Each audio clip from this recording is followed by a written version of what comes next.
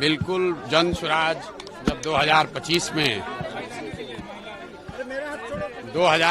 में जन स्वराज 243 सीट लड़ रहा है, उसमें कम से कम 40 महिला उम्मीदवार जन स्वराज की ओर से खड़ी की जाएंगी।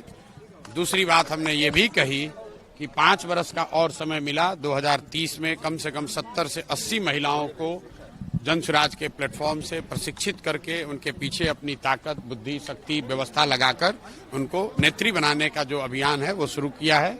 ये कोई महिला प्रकोष्ठ की बैठक नहीं है, ये महिलाओं को सही मायनों में नेत्री बनाने का प्रयास है। जो मैंने और 4 बातें कही वो भी आपने सुनी कि जब तक महिलाओं को आर्थिक आजादी नहीं मिलेगी तब तक उनकी भागीदारी समाज में समानता के आधार पर नहीं हो सकती है। इसलिए जन स्वराज का जो पूरा अभियान है कि सबसे पहले 40 महिलाओं को विधानसभा में जिताकर पहुंचाया जाए।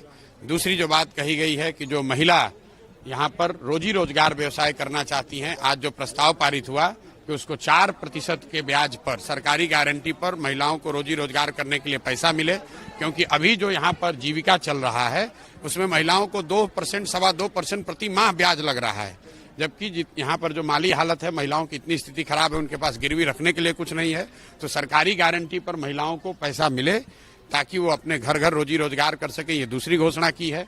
तीसरी घोषणा जो सबसे महत्वपूर्ण है, जो गांव गांव से करते आए हैं कि 2025 में जब जनता की सरकार बनेगी, जन स्वराज की सरकार बनेगी, तो साल भर के अंदर बिहार से किसी भी बच्चे को, किसी के बेटे, किसी के पति, किसी के बाबूजी, भाई भतीजा को मजबूरी में 10-12 हजार रुपए के रोजी रोजगार के लिए बिहार छोड़कर जाना नहीं पड़ेगा। इसका पूरा ब्लूप्रिंट हमने जारी किया है।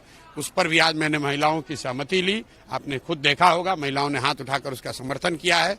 और अंतिम और बात जो हमने आज यहाँ कही है कि अगली बार जब आप वोट दीजिए तो वो नेताओं को देखकर नहीं, नेताओं के बच्चों के लिए नहीं, अपने बच्चों के लिए वोट दीजिए। और उस पर सारी महिलाओं ने खड़े होकर उसका समर्थन किया है। लालू नीतीश और मोदी को नहीं वोट देने के लिए आपने अपील किया है। लालू नीतीश और मोदी को नहीं वोट नहीं, आप मेरा वक्तव्य सुन लीजिए। मैं पिछले 2 साल से जो कह रहा हूँ, मैं लोगों से पूछता हूँ कि अब सब सुनने के बाद बताओ कि लालू जी का राज चाहिए, नीतीश जी का राज चाहिए, मोदी जी का चाहिए, कि जनता का राज चाहिए। लोग कहते हैं जनता का राज चाहिए।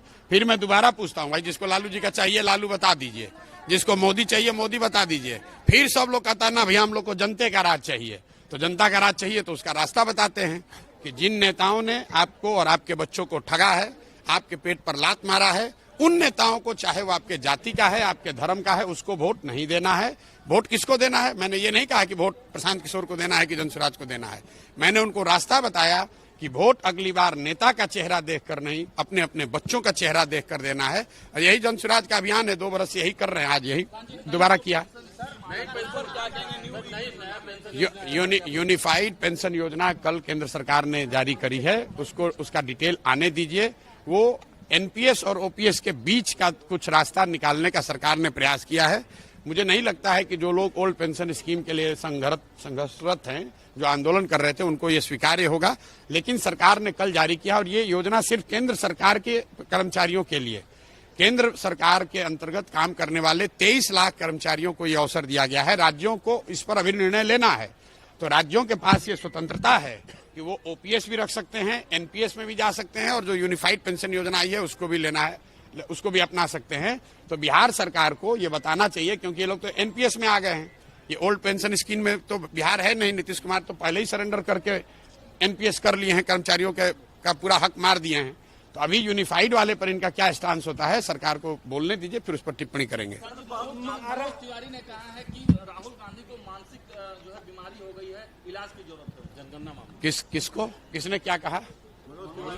अब भाई ऐसा है कि जिसने वक्तव्य दिया है वो भी हमसे बहुत बड़े नेता हैं, जिन पर वक्तव्य दिया है वो भी हमसे बहुत बड़े नेता हैं। हम अपनी बात कह सकते हैं, बिहार की बात कह सकते हैं, बिहार में के समाज, बिहार के बच्चों की बात कर रहे हैं, जन स्वराज की बात कर रहे हैं। महिलाओं को आरक्षण देंगे क्या प्रशांत जी? रिजर्व कैटेगरी की महिलाओं को आरक्षण मिलेगा? मतलब जो रिजर्व कैटेगरी, मेरे भाई 40 महिलाओं को मिलेगा। फिर उसमें आप जबरदस्ती मत घुसेड़ने लगे झगड़ा का। महिलाओं को महिला रहने दीजिए। महिलाओं को माता बहन रहने दीजिए, महिलाओं को शक्ति रहने दीजिए, महिलाओं को अवसर मिले, उसके बीच में झगड़ा लगाने वाला काम मत राहुल कीजिए। गांधी ने कास्ट सेंसस की बात कही है, कहें कि 90% लोग सिस्टम में नहीं है, हम लोग कास्ट सेंसस कराएंगे। और देखिए, कास्ट ठीक है, कास्ट सेंसस को लेकर हम पिछले 2 साल से वक्तव्य दे रहे हैं। जातिगत जनगणना होना चाहिए, इसमें कोई दिक्कत नहीं है, लेकिन जातिगत जनगणना हो जाने से सबकी गरीबी दूर हो जाएगी, परेशानी दूर हो जाएगी, ये जो राहुल गांधी बता रहे हैं ऐसा कोई निश्चय है नहीं।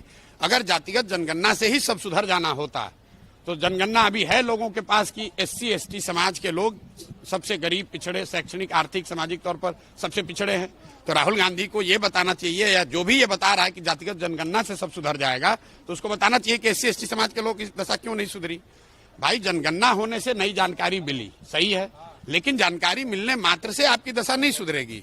ये तो ऐसे हुआ कि लाइब्रेरी में जाइएगा, वहां बहुत किताब है, तो लाइब्रेरी में जाने से आप विद्वान थोड़े हो जाइएगा, उस किताब को पढ़ना भी पड़ेगा और पढ़कर आत्मसात करना पड़ेगा। तो राहुल गांधी जी को ये बताना चाहिए कि भाई 60 साल से ये आपको ज्ञान कहाँ आपका गया था। 60 साल से तो आपके लोगों की सरकार थी, तब जनगणना करके पूरे देश का भला कर देते। चलिए मान लीजिए अब उनको अक्ल आया है, अब उनको समझ में आई है बात, तो जनगणना जिन राज्यों में कांग्रेस की सरकार है, तेलंगाना में है, कर्नाटक में है, हिमाचल में है, वहां पर करके गरीबी दूर कर ले। हम लोग सब लोग उनके पीछे उसी मॉडल को मान लेंगे। अगर जातिगत जनगणना से गरीबी दूर होती तो बिहार में तो जनगणना हो गया, तो यहाँ गरीबी किसका दूर हो गया। राहुल गांधी जी कांग्रेस के जहां जहां सरकार है वहां जनगणना करा के गरीबी दूर कर ले, हम लोग सब उनका झंडा उठा के घूमेंगे, उसी मॉडल को फॉलो कर लेंगे। जातिगत जनगणना से या किसी भी तरीके के सर्वे से आपको सिर्फ इतना पता चलता है कि समाज के किस वर्ग की स्थिति क्या है, लेकिन वो पता चल रहा है, उसका कोई रास्ता जब तक नहीं निकालिएगा। लोग गरीब हैं ये तो पता है, लेकिन गरीबी से निकलेंगे कैसे, इसका रास्ता न बताना पड़ेगा। बिहार देश में सबसे गरीब और पिछड़ा राज्य है, इसके लिए जनगणना की जरूरत है, ये तो सब लोग जान रहे हैं। इसको सुधारने का राहुल गांधी क्या मंत्र दे रहे हैं वो न बताएं। बात तेजस्वी यादव भी कह रहे हैं और बीजेपी और जेडीयू को। चलिए, अरे ऐसा है मेरे भाई, तेजस्वी यादव की कितनी समझ है, उनके टीका वक्तव्यों पर टीका टिप्पणी करना, वो भी विकास के मामले में। तेजस्वी यादव जात के मामले में बोले तो उस पर टीका टिप्पणी हो सकती है, रंगदारी बालू शराब माफिया पर बोले तो उस पर टीका टिप्पणी हो सकती है। ये लोग हाँ, क्राइम पर बोले तो उस पर नहीं, ठीक है, क्राइम पर बोले उसका जवाब देंगे। तेजस्वी यादव अब विकास के मॉडल की चर्चा करें, ये हास्यास्पद लगता है। इनके लोग 15 साल यहाँ शासन में रहे हैं, जिसको अपना नहीं पता है कि GDP क्या है और GDP ग्रोथ क्या है, वो बिहार के विकास की कहानी समझा रहा है, उस पर क्या टीका टिप्पणी करनी है।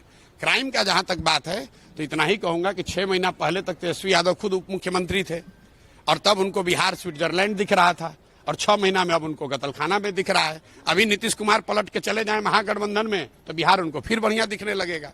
चलिए।